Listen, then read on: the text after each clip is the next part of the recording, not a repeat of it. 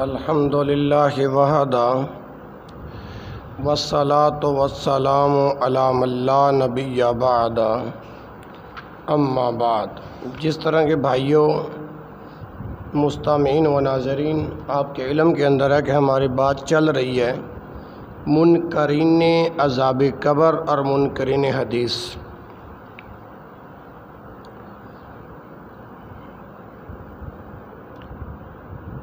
اللہ رب العالمین سورۃ الانعام کی آیت نمبر 93 میں فرماتے ہیں،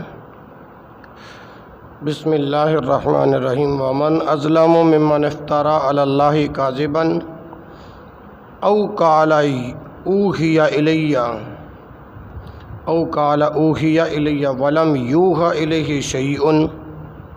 ومن قال سأنزل مثل ما انزل اللہ وَلَوْ تَرَى إِذِ الظَّالِمُونَ فِي غَمَرَاتِ الْمَوْتِ وَالْمَلَائِكَةُ بَاسِطُو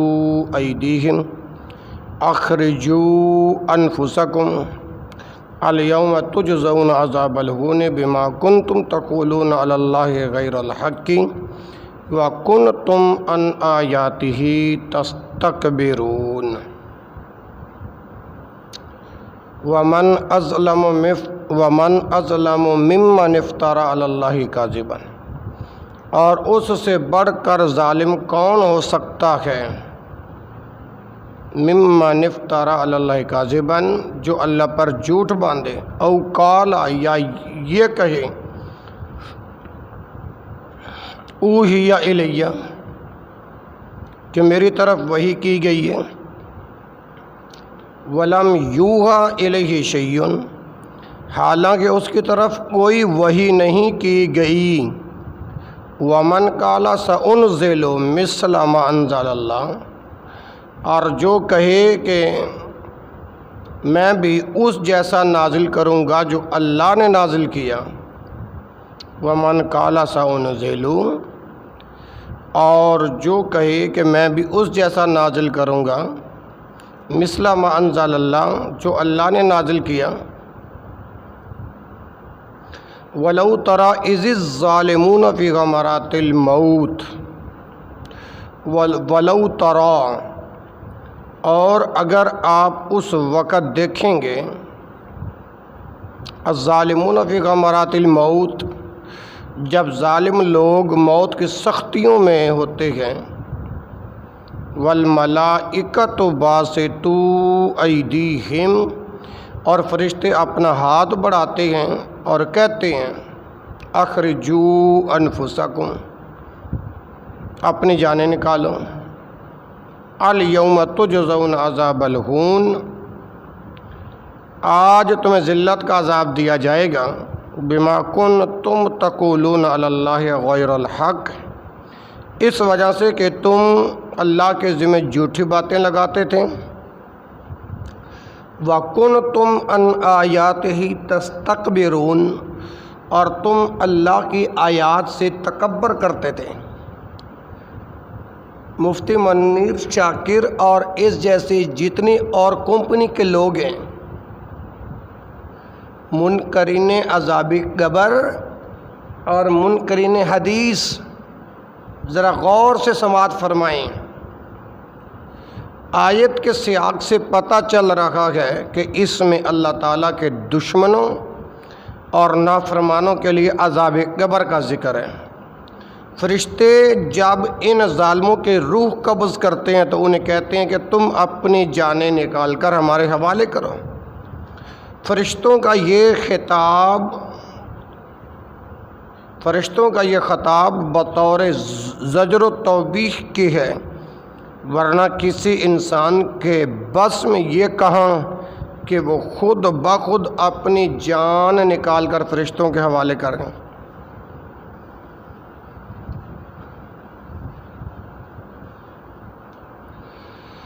پھر خاص کر کافر اور ظالم لوگ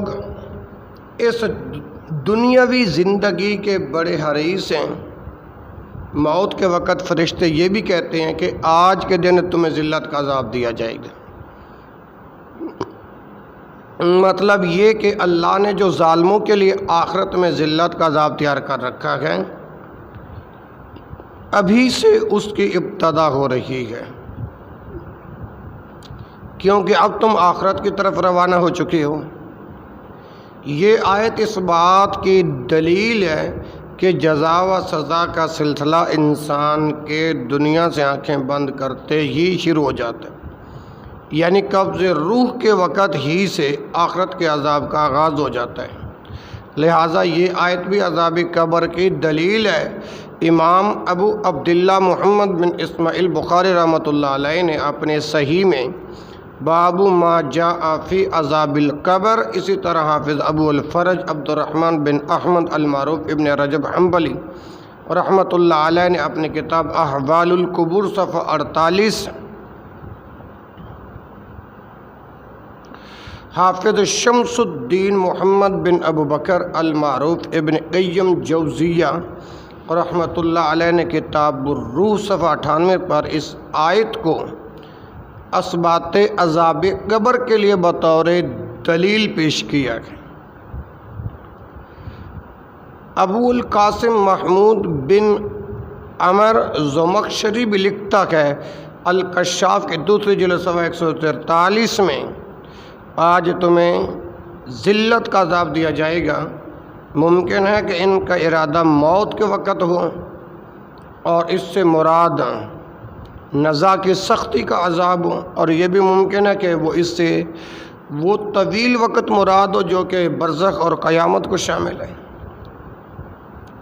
نزا کی سختی کا عذاب مراد لیا گیا ہو یا طویل وقت کا عذاب، ہر دو صورت میں یہ عذاب قبر ہی ہے،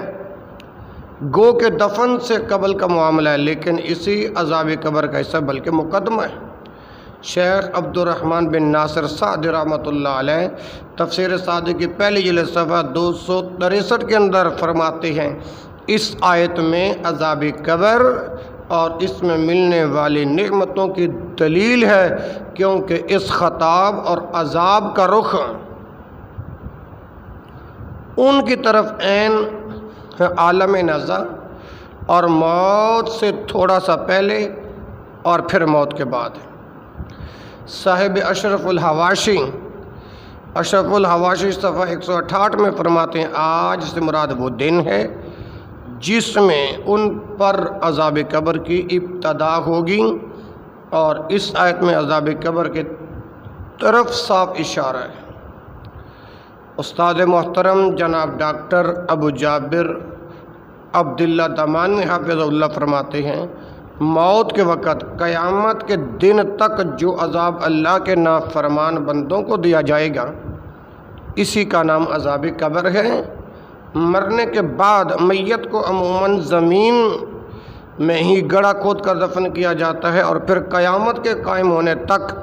نافرمانوں کو قبر کے اندر عذاب میں مبتلا کیا جاتا ہے۔ لہٰذا اسی مناسبت سے انہیں اس عذاب کو عذاب قبر کا نام دیا گیا، حالانکہ عذاب کا یہ سلسلہ حالت نزا ہی سے جب کہ میت ابھی چارپائی پر ہوتی ہے شروع ہو جاتے ہیں، اور فرشتے اس کے چہرے پر اور پیٹھ پر ضربیں لگانا شروع کر دیتے ہیں،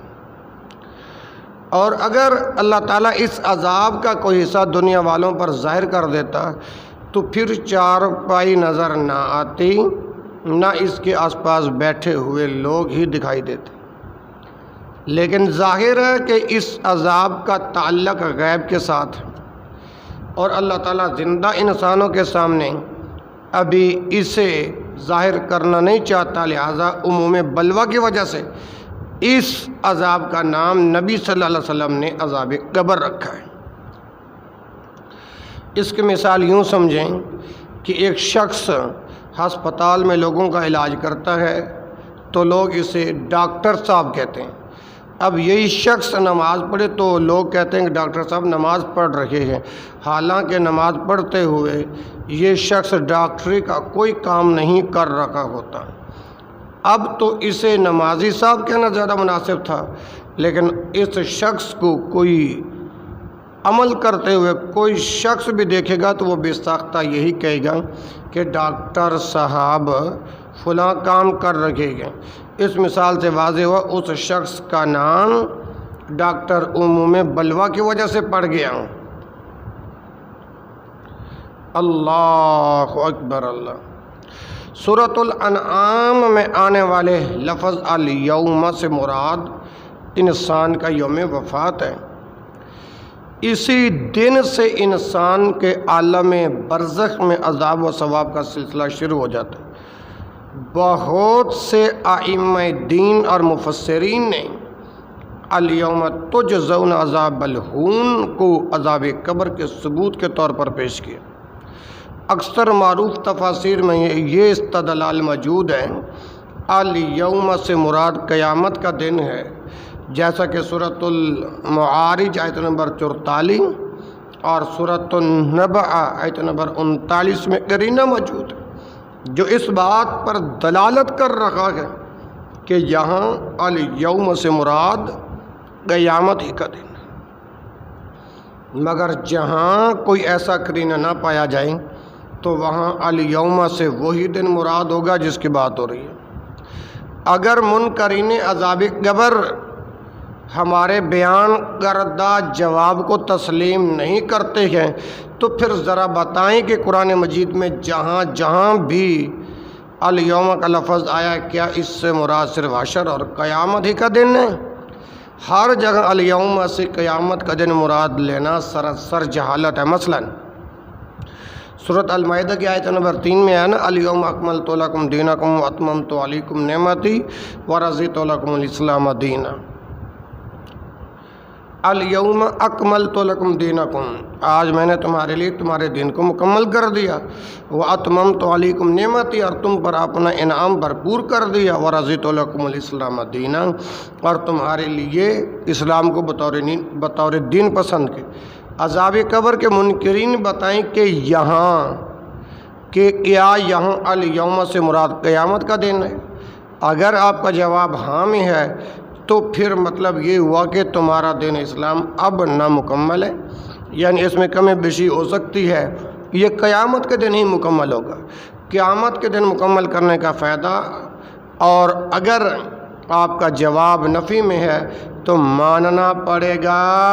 کہ سورۃ الانعام میں الیوم سے مراد دنیا سے رخصت ہونے کا دن ہے۔ اسی طرح المائدہ کی آیت نمبر 5 کے اندر اللہ پاک فرماتے ہیں الیوم احل لکم الطیبات، آج کے دن پاکیزہ چیزیں تمہارے لیے حلال کر دی گئی ہیں۔ بتائیے کہ یہاں الیوم سے مراد کون سا دن مراد ہے؟ معلوم ہوا قرآن مجید میں جہاں الیوم سے مراد قیامت کا دن ہے وہاں اس کے ساتھ کوئی قرینہ موجود ہے، لیکن جہاں الیوم کا لفظ مطلق ہو وہاں اس سے آج کا دن ہی مراد ہے جس دن کی بات ہو رہی ہے۔ سورۃ الانعام کی مذکورہ آیت میں سیاق اس بات پر دلالت کر رہا ہے کہ یہاں الیوم سے مراد انسان کا یوم وفات ہی ہے۔ حافظ صلاح الدین یوسف رحمۃ اللہ علیہ تفسیر احسن البیان صفحہ 181 اور حاشیہ نمبر 5 میں فرماتے ہیں آج سے مراد قبض روح کا دن ہے، اور یہی عذاب کے آغاز کا وقت بھی ہے جس کا مبتدا قبر ہے، اور اس سے یہ ثابت ہوتا ہے کہ عذاب قبر برحق ہے، ورنہ ہاتھ پھیلانے اور جان نکالنے کا حکم دینے کے ساتھ اس بات کہنے کے کوئی معنی نہیں کہ آج تمہیں ذلت کا عذاب دیا جائے گا۔ اللہ رب العالمین سے دعا ہے اللہ کتاب و سنت سے بھٹکے ہوئے لوگوں کو، منکرین حدیث اور منکرین عذاب قبر کو اللہ ہدایت کا راستہ نصیب فرمائے۔ سبحانک اللہم و بحمدک اشہد ان لا الہ الا انت استغفرک و اتوب الیک، وآخر دعوانا ان الحمد للہ رب العالمین۔